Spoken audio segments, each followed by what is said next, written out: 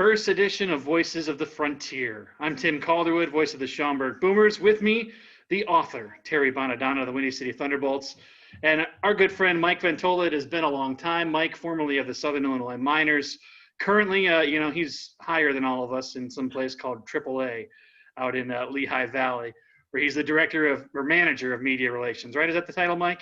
Yeah, the manager of media relations and still doing some broadcasting as well. So, do you miss the Frontier League? Please say yes. I miss you guys. I miss the entire league. And then after, especially reading Terry's book, I really miss the Frontier League. So some really good memories. I can get to reasons more why I miss, but I'll wait for that once we hit it a little bit more. So Terry wrote a book. It is called A Wonderful Waste of Time. I'm so glad that both of you have the book at the ready there. That's great. We're going to talk a little bit about the book, but what kind of got me thinking, and I think it was the same with Mike as we were reading this, was there's so many great stories that we've all kind of been through that I thought it would be kind of unique to share some other versions of same stories that you've had, Terry, and talk about, the process of writing the book and all of that stuff. And so I thought that would be kind of unique to get us all together and talk a little bit about that, plus some other baseball, because who doesn't want to talk about baseball at this time of year, right? Or any other time of year, right? Yeah, for sure. Especially with all the uncertainties right now. So I wanted to start kind of just talking generic baseball. We are recording this in late December, hence the Bears Santa hat over here. But did you guys see Major League Baseball, for some reason, has a tendency to be very late in dropping their news during the day? And there was another big one dropped today.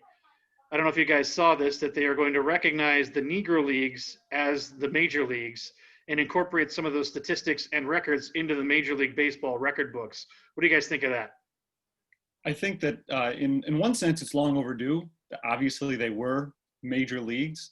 In another sense, it's going to be really hard to incorporate the records because records weren't really kept very well in the Negro Leagues. There really isn't. If you could look up Satchel Paige, one of the most famous pitchers of all time, and nobody knows how many games he won. Nobody knows how many games he pitched in.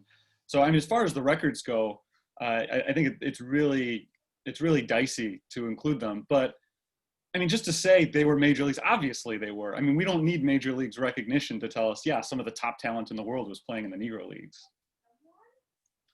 No, I agree with Terry. Obviously the difficult part, as he pointed out, is with all the statistics and whatnot, but it was so long overdue. How this wasn't done decades ago is mind-boggling to me, but kudos to Major League Baseball to finally recognize them on the same level. So because you think about how many prominent players coming out of the Negro Leagues many, many years ago and how they were a true base of baseball for such a long time, where outstanding players got a chance to play. So it's just nice now that the world of Major League Baseball has them on the same level. I think it's great for the game, and I'm sure even the folks up in Cooperstown are really loving it too, because obviously it adds a little bit more to their prestige place as well.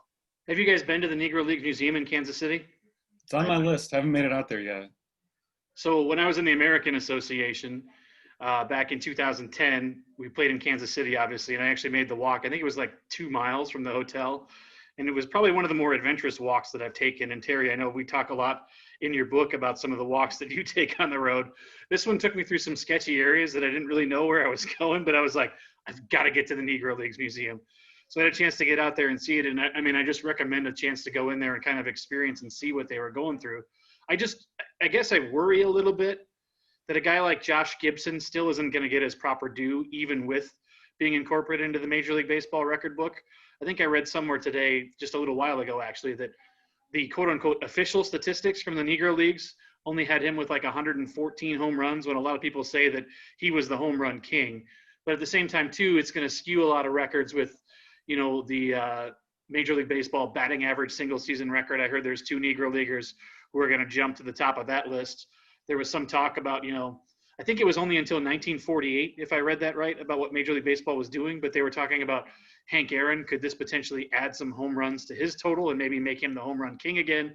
There's a lot of kind of interesting things that are behind the scenes with it too, but I think at the end of the day, the most important thing is just that Major League Baseball took it under their wing and said, you know what, this was an important time in our history, and they were part of it, even though we was in a different time in our world. Yeah, and I think it's easy to forget too that we call them the Negro Leagues, because there was more than one. So as far as official records go, like you said, Josh Gibson might only have 100 some home runs. Well, in one official league, but a lot of what they were doing was barnstorming during the off season. So it wasn't all under one umbrella. I think it's more symbolic than anything. It's just so, and the fact that they're doing it now, like Mike was saying, should have been done decades ago. If all you're doing is just acknowledging these are big league caliber ball players who just happen to be playing in a different league because we didn't let them in our leagues, then yeah, you have to acknowledge that. You have to acknowledge that we screwed up. Not we as anybody who's living right now, but we as a people 100 years ago, we screwed up then. So let's acknowledge that now and acknowledge that these were major league caliber ball players. But the leagues themselves, there were so in some cases so haphazard in terms of the organization of them, and some of them were better than others. But it's hard to gel the two, Major League Baseball and Negro League Baseball. No, yeah, and it's just, I just think now, especially with everything going on in the world, and I think, it's just wonderful that we're recognizing how prestigious I think the Negro Leagues were, just in a sense of how it was another, obviously with Major League Baseball, and rooted in its history, but to me, as baseball always likes to parade itself as the most, that really preaches history compared to every other major sport. And, you had left a sect out for so many years in the Negro Leagues, and now to finally recognize them, I think it's like I said earlier, it's important. And, but I think once the historians kind of sit down and kind of needle through all the statistics, and, as Terry pointed out, that there's going to be stats missing here and there, but if we can at least get them caught up to speed in some avenue, I think it's going to be good, though. But Tim, kind of like you were saying, some guys may get knocked down a level or two, especially with stats. Like if Hank Aaron now becomes the new home run king of all time, that's huge news. I mean, that would be quite significant. So I just think it's interesting because Major League Baseball has kind of been at the forefront of a lot of things in our country. When you think about Jackie Robinson specifically breaking the color barrier, that was way before the civil rights movement and any of that time frame. So it's interesting that, again, kind of Major League Baseball is taking these parts and acknowledging them and bringing them into the current climate. Yeah, I think it's important that's done, but there's 2 points. The one point is we need to obviously acknowledge Negro League Baseball, and that it's not just some outlaw league, some minor league, nothing like that. I mean, it's a legitimate major league, or legitimate major leagues, plural. But the other thing that we have to acknowledge as well is that it really doesn't mean anything other than symbolically that Major League Baseball is acknowledging this, right? I mean, I know we're going to talk about this later as well, but you look at all of the cuts to minor league baseball, all the teams that lost their affiliation, and there's so much wailing and gnashing of teeth, and all of us have worked in independent baseball. Independent baseball, as the word independent doesn't really exist in the Frontier League anymore. It's a partner league now, but there's an idea that what Major League Baseball says is what we all need to respect as fact. So we're going to find out with all of these teams that lose their affiliation are going to have to go into partner leagues or become independent or become collegiate with bat leagues or whatever the case may be. They're still good baseball. It's still baseball the same as it was last year when they were affiliated. Just like with this Negro League thing, nothing really changes other than the symbolic act of saying we need to acknowledge this. So Terry, I think you bring us into a good segue then, talking about partner leagues now. I was actually listening to a podcast last week, the Frontier League podcast, or I guess the Indie Ball podcast. They were talking about the Frontier League, and they had Bill Lee on. And Bill Lee said that the commitment between Major League Baseball and the partner leagues now is the biggest thing that he's ever been a part of in his entire career. Let's start with Mike on this one, because Mike, you're now in the affiliated ranks. What does this mean for affiliated baseball now, how they're going to look at what was the independent leagues that are now the partner leagues? Well, I think now what it does is I think it just allows, and there's lots going on just even in the affiliated ranks right now, as Terry alluded to. I mean, we went from 160 affiliated teams to now 120, just because of all the cuts in regards to just, Major League Baseball wanting to, just have a AAA, AA, high A, low A, and get rid of rookie ball essentially. So, but to me, what I think it does from our vantage point is just, and I use this term loosely, but I think, because I know there's always been that battle for so many, for how long, what's validated and things in that nature. But I think in some ways, there's an extra level of validation now that, Major League Baseball is saying to the Frontier League, to the American Association, things of that nature, that you're now a partner league. And I think it's a wonderful thing. I'm really excited for, especially for you guys that are going to witness this stuff in the Frontier League. I'm excited to see what Major League Baseball is going to do in regards to what their expectations are of the Frontier League. I know they danced a little bit with the Atlantic League, started that partnership I think it was a year or two ago now. I think now that they've been partners with one another. So I just think Major League Baseball right now is, in some ways, though, trying to be a little bit of a conglomerate. I think they're just trying to really kind of take over minor league baseball, whether it be affiliated or independent, and kind of have their hand in the cookie jar and everything. So, but I'm excited, because look, I tell people all the time, my 2 years in the Frontier League were two of my most entertaining, and most enjoyable experiences ever. There's really good baseball that's being played in the Frontier League. And I think now being Major League Baseball is going to have an eye on it. I think it's great because it's going to give players an opportunity to, for those who are trying to get into affiliated ball, just get up to the major leagues. I think it's going to be a really good thing for them. Yeah, I think that it's weird. You kind of touched on it a little bit, Mike. I think, and no going in, this is not a criticism of Major League Baseball, because I love Major League, we all love Major League Baseball, right? I mean, we all spend our summers paying attention to Major League Baseball, even if we're working in a different league, we're watching our favorite teams. But it's weird what Major League Baseball does, which is they really try, and this is not their current administration, but going back to the 1800s, they try to stomp out competition, even if it's not competition, which is to say that Major League Baseball is really trying to take over the game of baseball. And it's done in a way that no other sport really does. I mean, think about football. Think about it if the NFL said, we don't want you watching college football because it's not NFL football. It's inferior quality, so don't watch it. And that's not the case at all. College football is extremely popular. Major League Baseball, though, has spent many years saying, don't acknowledge independent ball. That's not real baseball because it's not affiliated with us. When we all know that, especially when you get up to like the American Association and the Atlantic League, that's as good as almost any affiliated baseball out there. So now it's, okay, these are partner leagues, and now Major League Baseball is going to acknowledge these other leagues. Nothing really changes in terms of the quality of the play. It changes from the fans' perspective.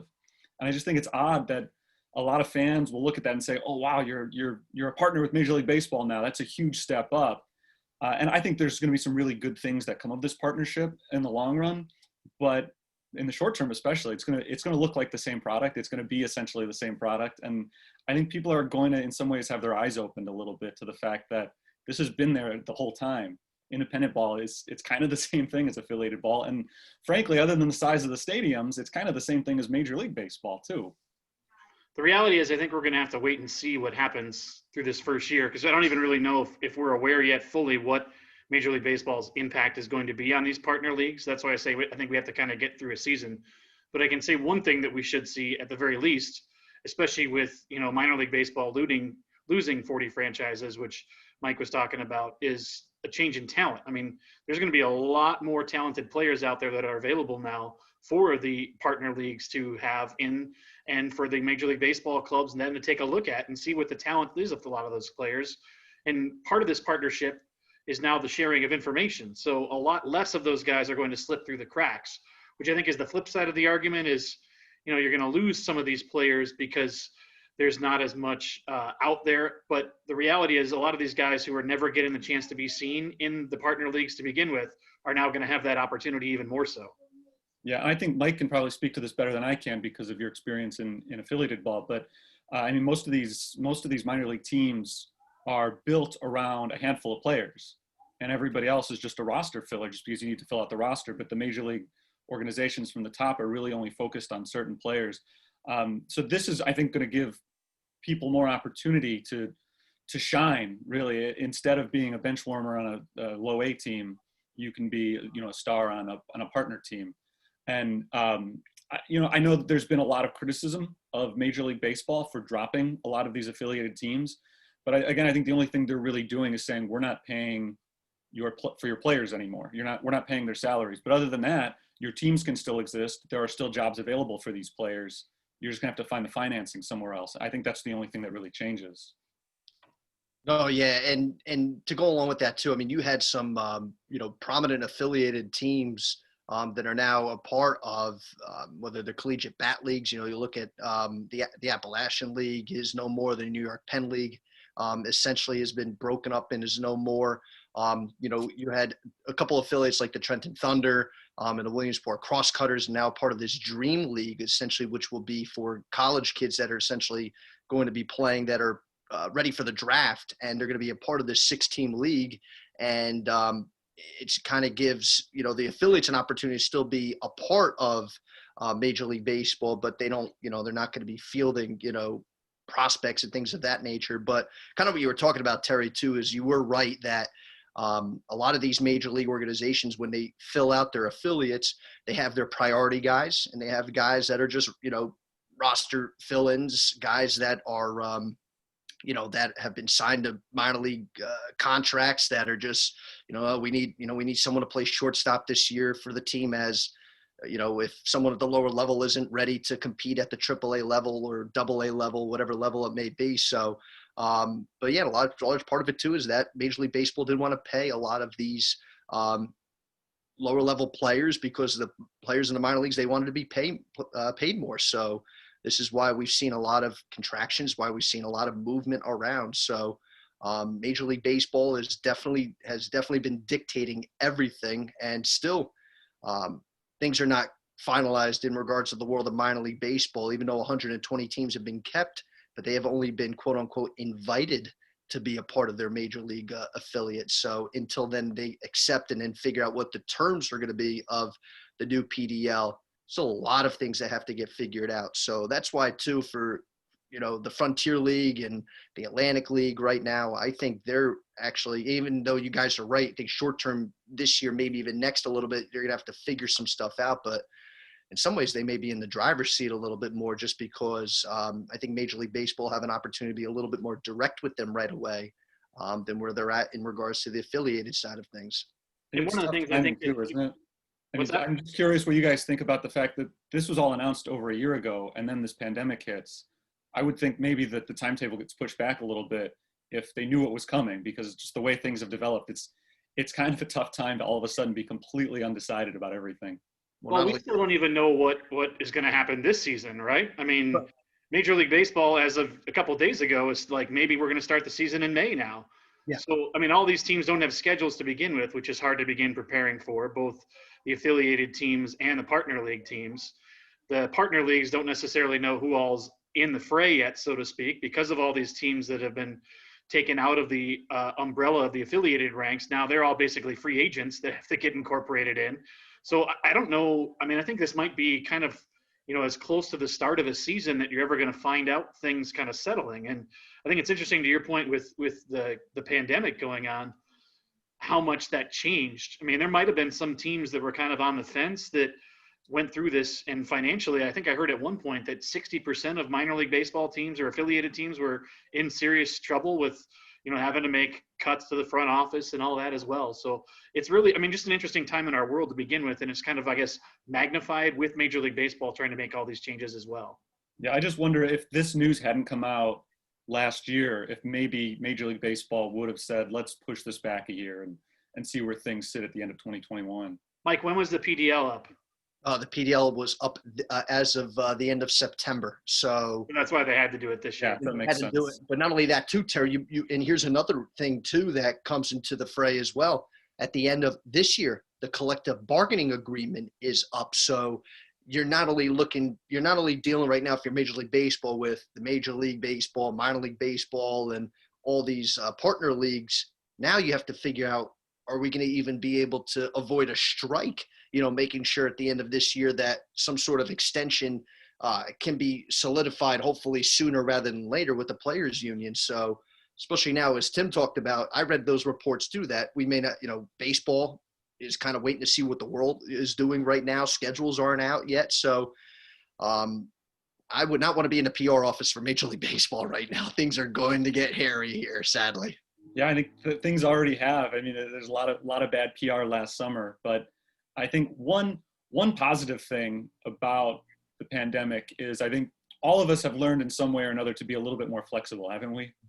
Yeah. I think we can handle it maybe a little bit better. We're maybe in better position to handle all this madness than we were a year ago. Corona blessings, that's what we call them. And there are few and far between, to say the least. There aren't many. We got to get into the book talk here in a second, but one other big topic that's coming up in the world of baseball, the Hall of Fame ballots are out. Fellas, are we going to see anybody inducted into Cooperstown this year?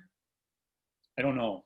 I am so lost as far as the Hall of Fame. And I'll tell you what my breaking point was, Tim. It was when Harold Baines got elected a couple of years ago. Which was by the Veterans Committee, though, not by the writers. Right, but it changes the standard, doesn't it? Yes. I couldn't agree more with that. Who belongs now and who doesn't? Because I've always thought about it in terms of what is the precedent that's previously been set. And if we're going to look at Harold Baines as a precedent setter, you got to open the doors to a lot of people that are on the ballot right now. And I don't know if I can do that. That's why I have a really hard time. Since then, I've had such a hard time figuring out who belongs and who doesn't. Well, it's funny, and this is where too, and we could definitely take this for an hour on its own, but like I get very frustrated with the Hall of Fame voting process. And I was like, Terry, you and I are on a somewhat of a parallel here, because when Harold Baines was put in by the Veterans Committee, and don't get me wrong, Harold Baines was a very good player in his day, but that's what I mean. We're now, I think what's happening in the world of with writers and their voting process and fans is, yes, I understand we get devoted to certain guys. Like I heard Tony La Russa in pressers because he was a part of the Veterans Committee in that voting for Harold Baines. Well, he was one of the most clutch players of his era. That may be fine and dandy, but look at his numbers. In no way was Harold Baines, and great guy, was one of the better DH the game has seen in, since the DH has been, introduced to baseball. But like, for example, now, and the reason why, to answer your initial question, I think we will see someone get inducted in. And I guess maybe because of my area, who I work with and for, I think Curt Schilling is going to be a guy that's going to get into the Hall of Fame this year. He was around 70%.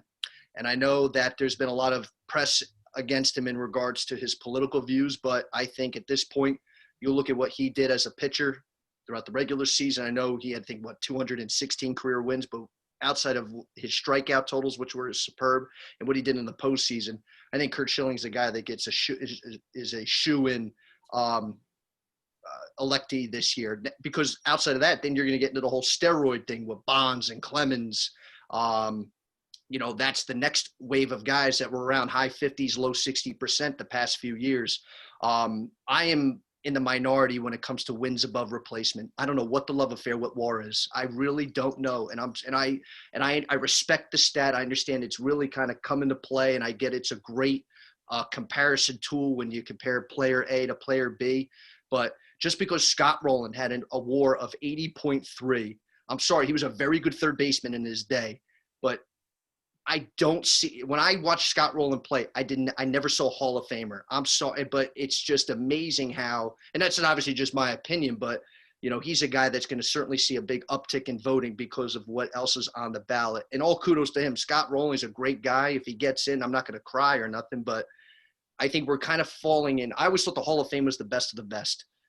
The Hall of Fame is sadly, in my opinion, just coming now to a little bit more of the Hall of Very Good. It's making its way in, and that's not the way it works. And because of a point that Terry just pointed out, when you have guys like Harold Baines in, you're kind of lowering the precedent, and it's not good. So I might cry if Scott Rowland gets in. What? I might cry if Scott Rowland gets in.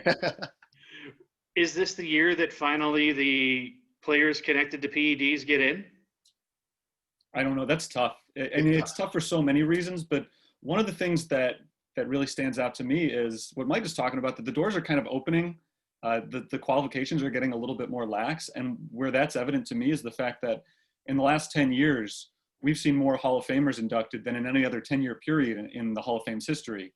And that is without Barry Bonds, without Roger Clemens, without any of these other steroid guys, at least proven steroid guys or highly suspected steroid guys. So without the best players of the era, we're still inducting more people than we ever have before. And I don't know if the PED guys are going to get in this year, but if they do, it really opens the floodgates, because you still have to ask that question: where do you draw the line? Do you draw the line at Bonds and Clemens, or do you start welcoming in everybody who's got the numbers? Because Sammy Sosa has the numbers. Nobody votes for him because he didn't have the numbers before he was suspected of steroids, as opposed to Barry Bonds, who had the numbers and then supposedly started taking them. But I don't think you can differentiate. I really can't differentiate. You can't say this guy started taking drugs on this exact date and his numbers from that date on are Hall of Fame worthy or not Hall of Fame, whatever the case is. I think if you open the gates to any of them, you have to get rid of that as a talking point. Once you let known steroid users in, you have to let all of them in.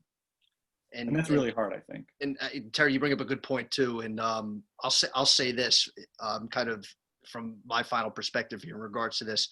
I talk to coaches, and I've talked to people that, as we all have, greenies were a popular drug of choice back in the heyday, where guys took greenies, and we don't know how many players that may be in the Hall of Fame now that took something of some sort that gave them a quote unquote advantage over every other type of player. Jose Canseco actually had some thoughts on that today with one of our friends, Terry, who was on his program today, John Zagul.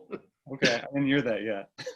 So, to me, like, and for the three of us who are, obviously we're all similar in age. Let's be honest. Name me a better left-handed hitter in our time than Barry Bonds. Outside of Ken Griffey Jr., it's hard to name a better left-handed hitter in our time of watching baseball than Barry Bonds. It's like on the other side. If you actually look at it and you look at his numbers, and a guy that hasn't been talked about, but to me, a guy that should get voted in, and I guess I'm revealing, yes, I'd vote for the PED guys. Manny Ramirez was one of the best right-handed hitters, in my opinion, of our lifetime. Look at and you kind of look at their numbers, steroids or not. And look, I hate that these guys took steroids. I hate it, but sadly, does no one want to talk about how Major League Baseball turned a blind eye to 1998? I mean, it's not like – and Major League Baseball knew what these guys were doing. They turned a blind eye to it. And let's be honest, the home run chase of 98 saved baseball, especially after baseball had been struggling post-strike, and people knew that Mark McGwire and Sammy Sosa were taking PEDs at that time. So, at that point, if the writers want to hold strong, that's certainly their right. They've worked hard to get those votes. But I think that at some point we could see these guys getting in. That documentary was one of the bad ones of the pandemic, by the way. Oh, it was terrible. The McGwire Sosa one. It was so bad. I was thinking about that earlier today. It wasn't one of the best ones, but I will say that I was a young Cubs fan during the summer of '98. And just getting a chance to relive that summer was pretty fun, even if the documentary as a whole didn't tell the story as it needed to be told. Even if it was taking video from 2018 and putting it into your documentary, which it was. That's true. A lot of modern day Wrigley Field there. Like, after watching The Last Dance, with the whole Michael Jordan documentary was phenomenal, one of the best documentaries that we've seen. But then you saw that. And you know what's funny, too, because especially the three of us as broadcasters, I didn't hate that you heard a lot of Jack Buck, you heard a lot of broadcasting with it, within this documentary, but the actual base of the documentary itself, it was a total failure, sadly. White Sox fans would be quick to point out they never mentioned Albert Bell, who had a pretty good year in '98 as well. All right, so Terry, the book is called A Wonderful Waste of Time, Tales from a Summer in the Press Box with the Windy City Thunderbolts and Independent Baseball, which, as we mentioned a couple times already, has now become a partner league, so partner league baseball. Well, Independent Baseball, the book took place in 2017. And Tim, if you read the first couple of chapters of that book, there's so much there that is no longer accurate, but it was at the time that I wrote it. So I guess I want to start with, at what point did you decide you wanted to write a book? I think all of us have probably talked about this at some point, right? Every broadcaster has enough material to write a book. And the question is just whether or not you're actually going to do it. And my life has been a complete failure in any objective way.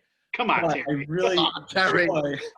I enjoy my summers with the Thunderbolts, and you can vouch for this as well, Tim. But in most objective ways, it's not a successful job to have. You don't get paid a lot of money. I mean, if you think about the hours you work, the hourly wage you're making, it's not something you want to think about. I don't want to think about it, Terry. No, don't think about it.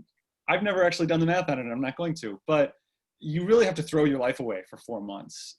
You don't have much other option other than to say, this is what my life is for these next 4 months. And it's hard to do that year after year. And as much as I love doing it, I kept telling myself, I got to find something else. And I would always try to find excuses for reasons to come back to the Thunderbolts. And in 2016, I told myself, the only way I'm going to come back next year to work for the team again is if I promise myself that I will commit to actually writing this book that I think every broadcaster in all of sports has talked about writing at some point. So I told myself, if I'm with the Thunderbolts still in 2017, I'm writing this book. So I wrote it over the course of the summer. I kept a journal over the course of the summer. My intention was to write the book during the summer, and it's difficult. There's a lot of other writing you have to do as part of a summer working in minor league baseball. So I just kept a journal, and I didn't start actually writing the narrative until after the season was over. So it took you almost 3 years then to put everything together? Yeah, it was a long story because I started writing it during the off season of 2017, and I got so discouraged writing it because I kind of thought, I think going into it, that everything was just going to flow out. I have all this information. I kept a journal during the summer, and now I'm just going to write it and it's going to be done. And I really had a hard time trying to tie it all together and make it a cohesive narrative. So I worked on it during the off season, but I probably only wrote about 100 pages between October of 2017 and April of 2018. And then I set it aside again because there was another baseball season starting, and I didn't touch it again during the baseball season. So it wasn't until the fall of 2018 that I really dove back into it again. And I finished it. I wrote it during that off season, the 2018 to 2019 off season, and I finished it.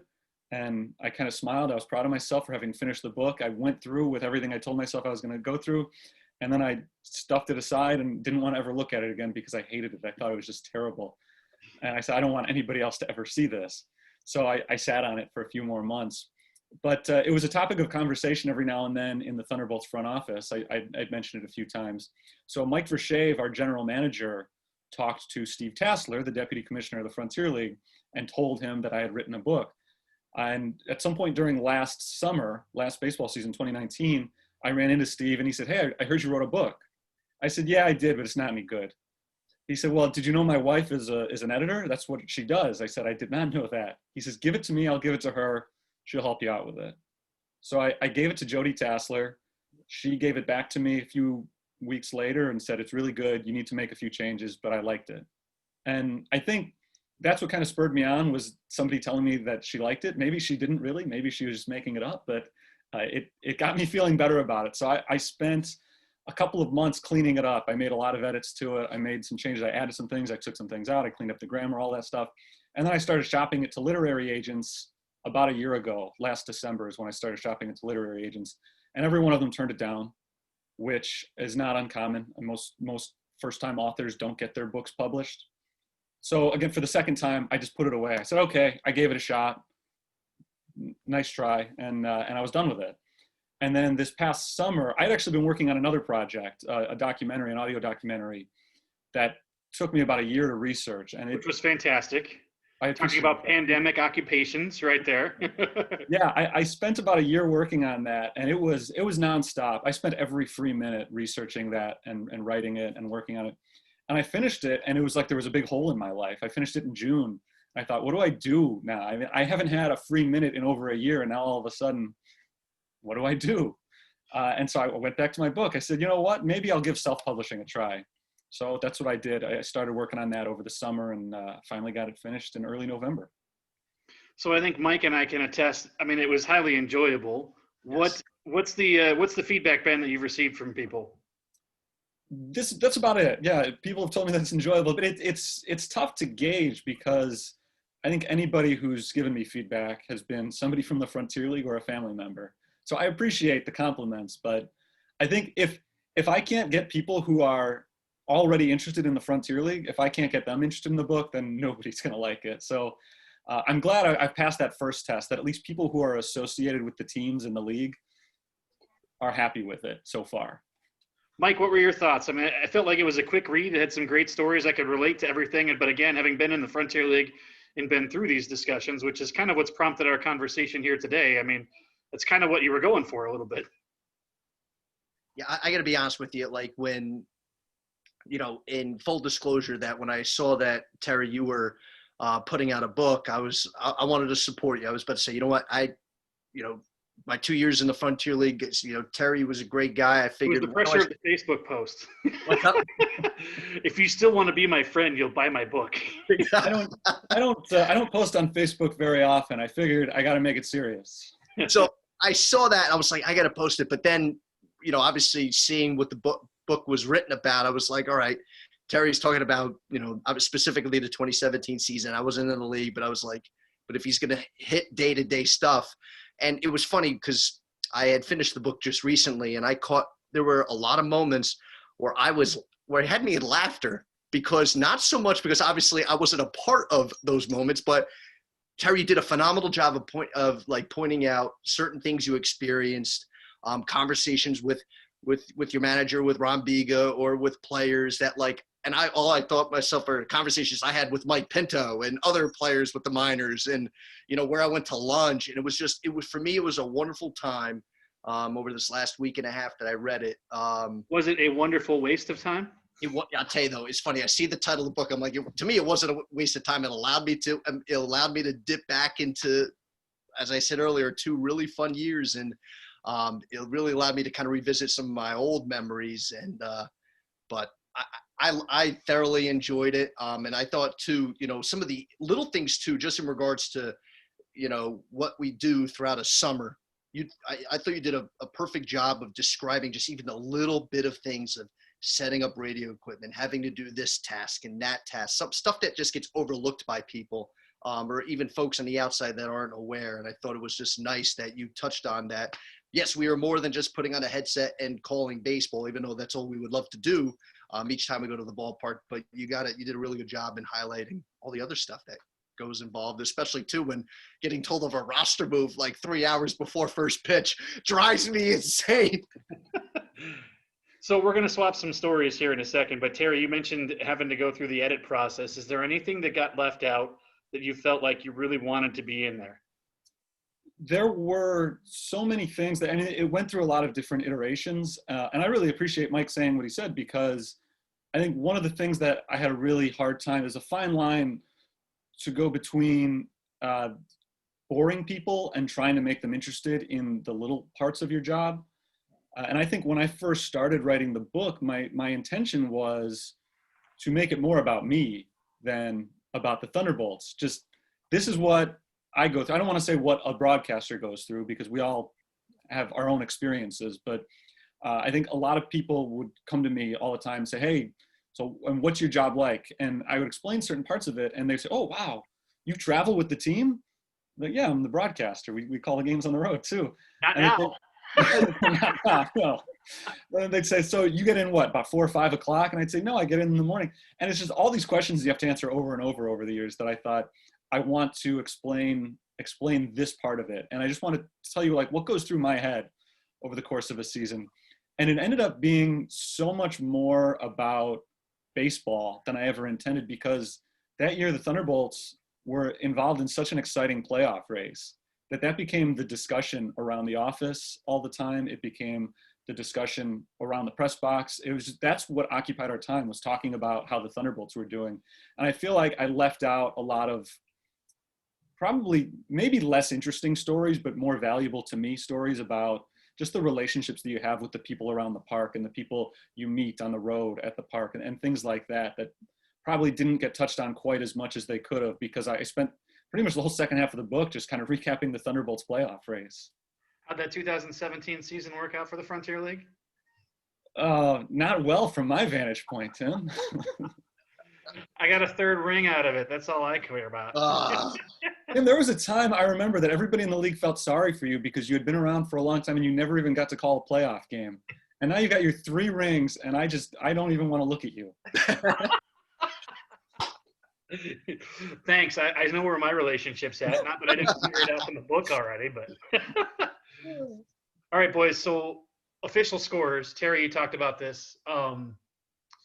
I feel like, first of all, we need to pause a second. You mentioned Mike Radomski in your book, Terry, and he passed away, obviously, after you were writing it.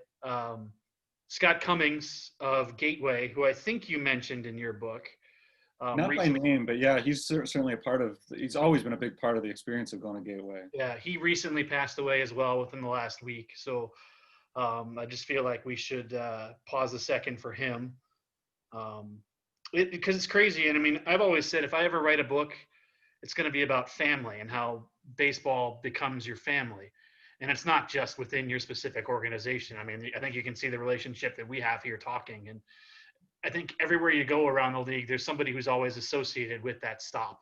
And Scott was one of those guys in Gateway. Um, but you mentioned conversations with official scorers.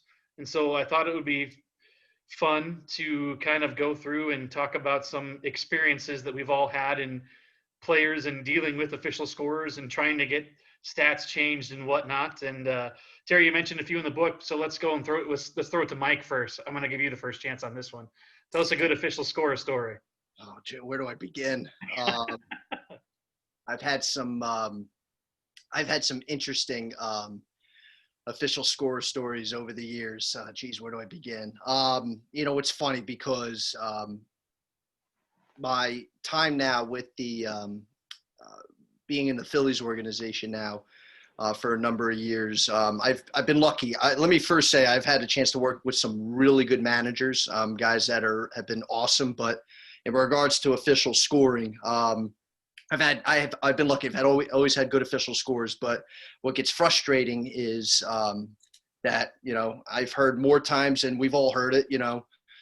Oh, the official score didn't play above high school ball or this and that, and I think we've all heard those quotes from now until the end of time. But recently, I have worked this past year, or shall I say 2 seasons ago now, technically.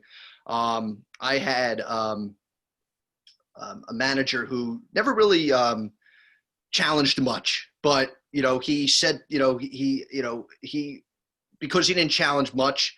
I think there was an expectation that if he did challenge, that he was hoping to win, to make sure the call was correct, and that was it was good in a sense because you always want to see the call right, but it was frustrating because the guy didn't challenge much, that every time a challenge was made, that it was like, okay, got to get this thing right. So it was a play where it was a 2-hopper to third, and the third baseman, he kind of went towards the corner, received the 2-hopper, dropped it or bobbled it, then threw it across, and our official score ruled hit when it was clearly an error.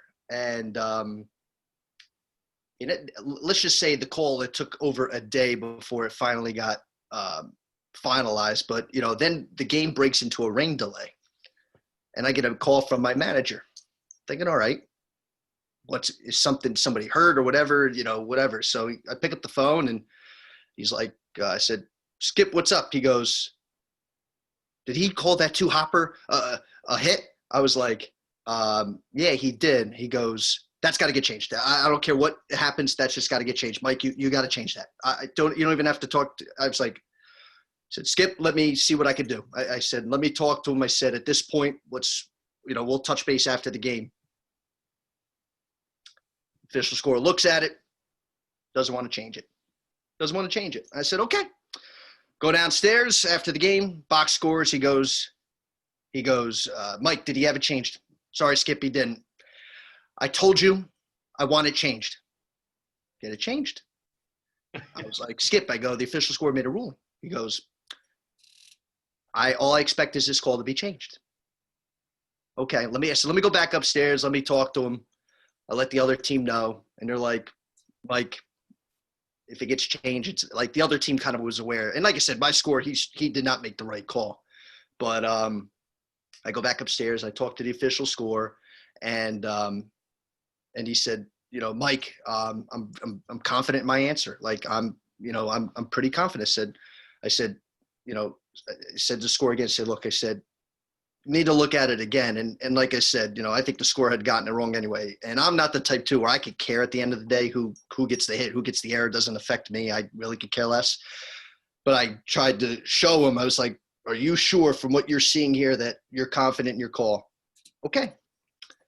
Well, unbeknownst to me, or at that point I go back down, I go back downstairs to the manager. He said, so it's not getting changed. He's not changed. He said, no. He goes, well, I'm going to go talk to your GM about this. and brings my GM into the picture. And then at that point, he looks at it one more. I said, then this is the next day. And then the next day, we had a day game. So I said, look, because it's technically within the 24 hours. I said, look, I said, score. I said, you need to legitimately just look at it again. And he looked at it again and he said, you know what? He finally saw where he went wrong. Cause like you said, it was a simple 2-hopper. He bobbled it and threw it across. Because the runner was fast, he tried to give, a hit to the guy, but because he didn't understand, or I shouldn't say understand, but because of the bobble, and the runner beat it out, he was convinced that it was a hit. I said, because of that bobble, but then he finally changed it. Now, it's not really an exciting story, but I explain that story because, as you two know, that sometimes the most simple situations like that can be like pulling teeth. And that, once again, proved to me that why folks as ourselves have to be involved in these decisions is mind-boggling to me. That you'd almost wish the scorers and the coaches would just talk to themselves about it. It is very frustrating. But yes, that is one of, and that's a milder story. I have more extreme stories, but I figure I keep it mild because other stories involved, curse words and things of that nature. And I don't want to get into that. So You just put me to sleep, Mike. That's how riveting that was. No, I think one of the unique things, first of all, I started as an official scorer. And I do obviously official scoring at the collegiate level with my full-time job. It's not an easy job. And in a lot of cases, you're only getting one look at a play. I know it's probably different in Lehigh Valley, Mike, but in the Frontier League, at least in Schaumburg, there's not a replay that you can look at. Terry, you have some replay, but it's not necessarily always the closest to the play. I know you referenced in your book actually going back and looking at a play a couple times. So you're making decisions based off of what you think you see, and your vantage point changes. So that's the biggest thing that I always try to relay to the managers and coaches and players even. Like, you got to realize, first of all, it's not an easy job. And I'm happy to bring up your point for you, but I'm not the one making the decision. I will make your case for you, and if it changes, then great. If not, then sorry about it. The one story that I'll say is when I was in the American Association, we had a player who, after the game, sprinted up to the press box. We were on the road in uniform up to the press box demanding to speak to the official scorer. I've heard there are some players, I guess former big leaguers, I think, in the independent circuits have had that kind of tendency to be aggressive in approaching official scorers immediately after games and things like that. But yeah, I mean, I guess that's the most crazy one. I just think that in a lot of cases it's a conversation and people don't realize all the conversations and the parts that are involved in it before a decision actually gets made.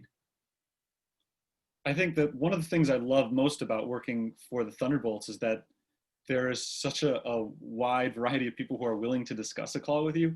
The official scorer at our ballpark sits in the same room with the public address announcer, the video board operator, the music guy. So they all have that conversation. And then if there's a disagreement after the game, somebody will come talk to me. And like you say, Tim, it's not my job. And Mike said the same thing. It's not my job. You all understand it's not my job, but I'll pass the message along. And I usually take it down to the brain trust in the front office. And we've got some guys in the front office who are really smart baseball people. And if they happen to see the play, you discuss it with them and you discuss it with the managers. And my least favorite part of it is at some point, somebody's got to come to a decision. And for better or worse, I'm the one who's going to get blamed for it for some reason. But having the conversations to me is really fun because it's just one of those inside baseball things where it matters so little in most cases. And a lot of times they're 50-50 calls that a hit or an error. And you just spend 45 minutes talking about it anyway. To me, that's one of the really fun things about it. Well, one of the things you referenced, Terry, in the book is the relationships with the players, right? Like they see you every day. They don't necessarily see the other people who are involved in the organization on a regular basis. So in a lot of cases, you're going to be the first person they go to, especially in a situation where it's on the road potentially. You're the first guy they're going to come to say, hey, what do you think about that last night? Or I really think that should be a hit, that kind of thing, which is part of, one of my favorite things. And I think something you were kind of getting at in the book too is just the relationships you build within your own team every year. Like that's one of my favorite things is it's a different group every year that you get to learn and meet new people and figure out all these new personalities and see how that mixes together as well. Yes, it's a different atmosphere every season. You're doing the same thing every day. But one of the things I talk about in the book too is one of the reasons I love baseball is just all the stories that are involved in the game. Each player has their own story, and each team has its own story. And you feel like you're doing the same thing every day. But if you take a step back and look at it, everything I'm doing today is different from what I did yesterday, and everything I've done this season is so much different from last season, just because of the people who are around you and the things that are happening around you. And it really is kind of amazing to think if you're in one place for a long period of time, how many different personalities have walked through the door. All right, foul balls in the broadcast booth. Another thing you brought up, Terry. Mike, you've got to talk about your time in Reading. Mr. I've got a net hanging out the window trying to catch T-shirts and whatnot. Well, it's funny. How that came about, it was so when I had worked with the Reading Fightin' Phils after I left Southern Illinois, my first year was in 2014. So for those who are unaware of what First Energy Stadium in Reading, PA looks like, it's an old school ballpark, and fans are pretty close to the action. In some ways, I don't want to say as close as maybe Windy City, but in some aspects. But it's just an old ballpark that's been around for like 100. I feel like it's been close to 80 years. But anyways, they have a mascot that is called the Crazy Hot Dog Vendor. So this crazy hot dog vendor is pretty much, imagine an old school hot dog vendor, with the old hat, the vest, the bow tie, but this crazy hot dog vendor rides an ostrich, and it's always after the final out. I think baseball at its best, baby. It's so silly, but the crazy hot dog vendor after the final out in the top of the second inning comes past right out of the where the first base dugout is. There's a walkway, kind of where the players actually have to walk to get onto the field and whatnot. So he'll come out of that gate area and come sprinting out. He's got a bag, and he's just throwing hot dogs into the stands. Literally, they're in tin foil, and out they go. So what ends up happening is, I think one of my first games, he sees me. I'm out, and I'm like, I'm in my booth, and I want to catch the hot dog. He throws it up, and I actually caught one with my bare hands one game. But then after that, a few guys missed to my right, dropped one, and I would get booed by the crowd. And, in the stadium, you could fit 9,000 people in this stadium. So Broadcaster getting crowd. I feel like that's a whole other story. Oh, it's a whole nother story. So what ends up happening is, for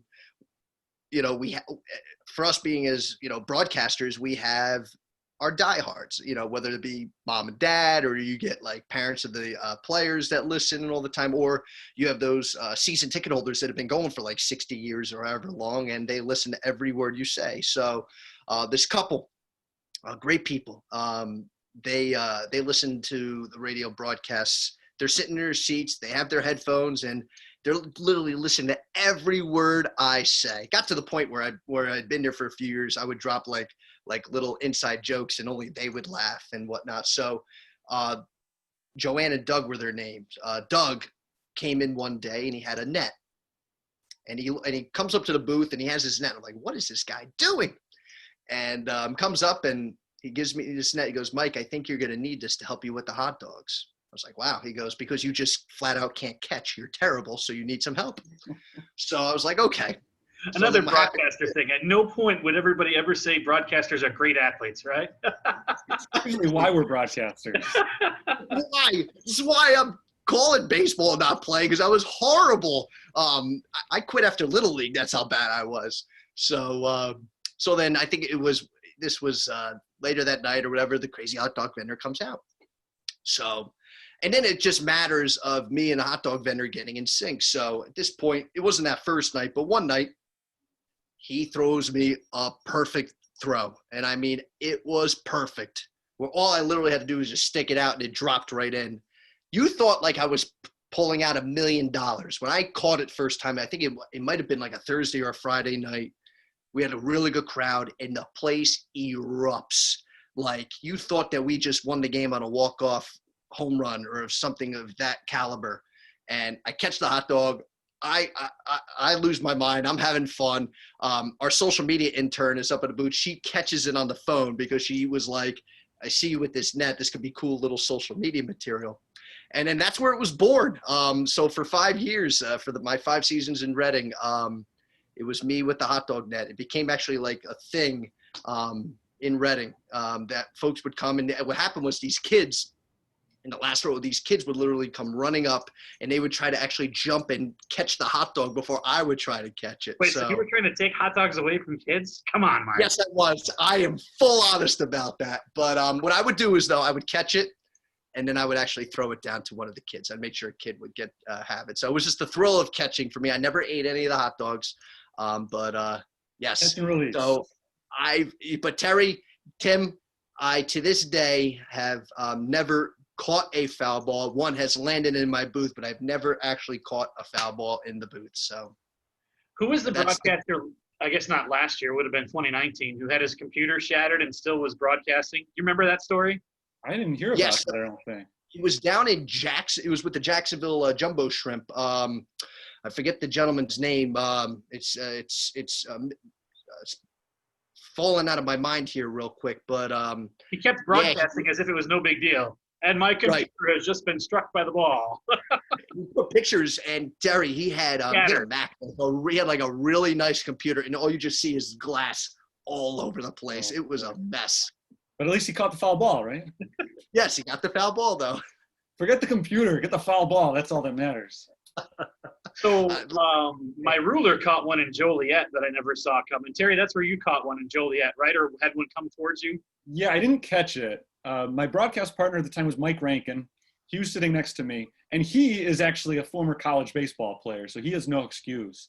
It landed directly in his hands and just popped out. Like his hands were made of cinder blocks, just popped out and rolled right at my feet. And error, Mike, error. It was the first time that I had ever gotten a foul ball, and I felt so guilty about it because it wasn't mine. It was Mike's foul ball, landed in his hands. It was by all rights his, but I picked it up. I still have it. Mike didn't want it. He said he was so embarrassed that he dropped the ball that he said, "Don't give it back to me." I held it up to the fans. The fans thought I had caught it because they looked up and they saw me holding the ball. They didn't realize that I just picked it up off the ground. So the fans were cheering for me, but all the kids are down waving their hands, pass it to me, pass it to me. I'm like 50 feet up. I'm not going to drop a baseball on their heads. I mean, there's a reason there's netting behind home plate. It's to avoid things like that. So I'm not going to drop it. I kept it. I got Will Krug to sign it. It was hit by Will Krug. He signed it. I still have it, and I'm still ashamed to have it because I didn't earn it. It should be Mike Rankin's ball. Benjamin Kelly, who was my intern, is now in Northwest Arkansas. And when he was with me, I remember it was one of his innings on play-by-play. And it was Jose Vargas from Traverse City hit a foul ball in Schaumburg right back towards the booth. And I remember BK just being like, "Oh my gosh, this is coming to me. I'm going to catch this. This is what his call was on air."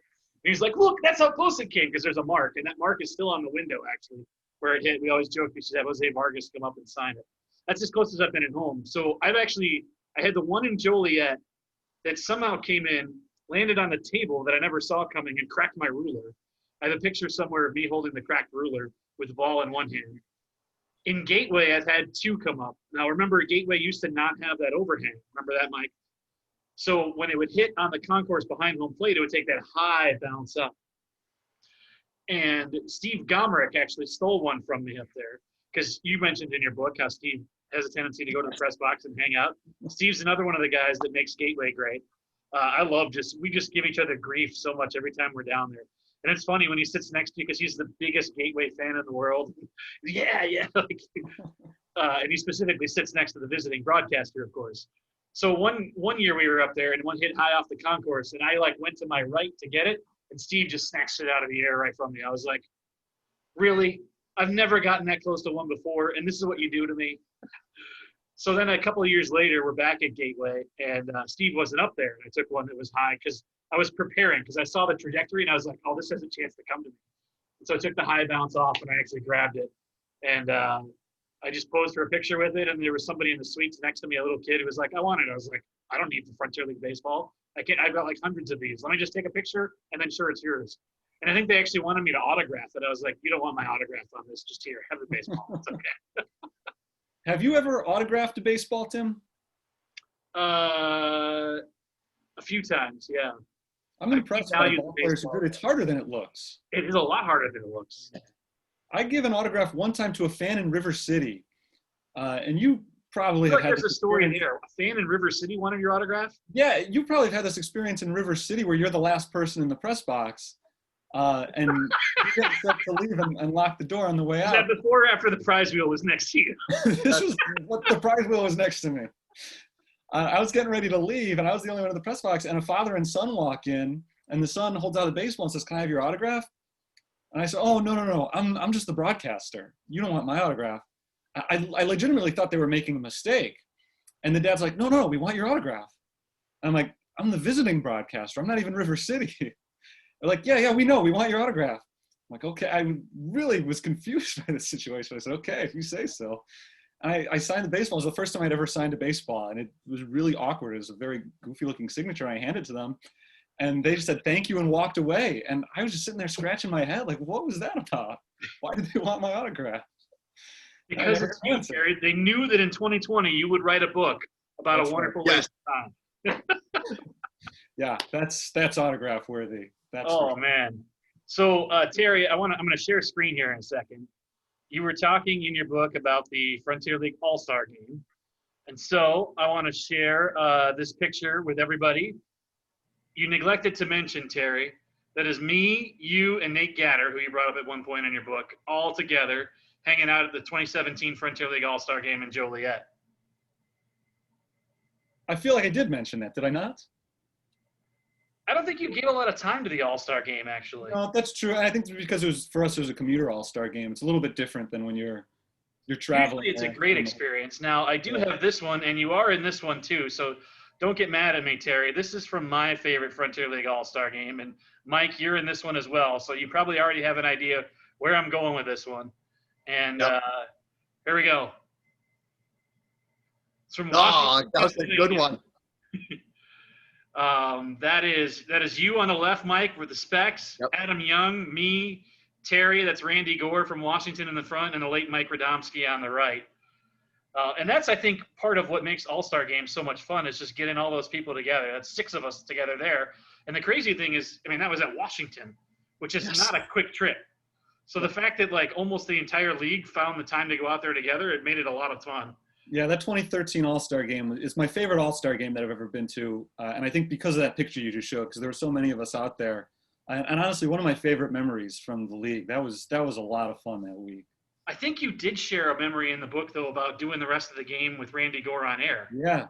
Yeah, he would have a guest every inning. It was just customary at the All-Star Game. Usually you spend an inning on the air. I did more time. You don't even spend any time talking about the game. It's more time talking to people than anything about it. Right, exactly. I went up for the 5th inning, and then I was the last guest, 1st through 5th. He had a different guest every inning, and then from the 6th on, his regular color commentator was coming on. And we're in the bottom of the 5th inning, and Randy says to me on air, "Hey, Terry, would you want to stick around for the rest of the game?" And I said, "Well, I can't exactly say no to that question, can I?" So I stuck around the rest of the game. His color commentator his car broke down or something. He couldn't make it in at the last minute. So it was weird because I had done no game prep about anything. The whole thing is just a joke. You go in, you have a couple of laughs, you have a good conversation about the league, and then you walk out and you go and enjoy the rest of the game as a fan.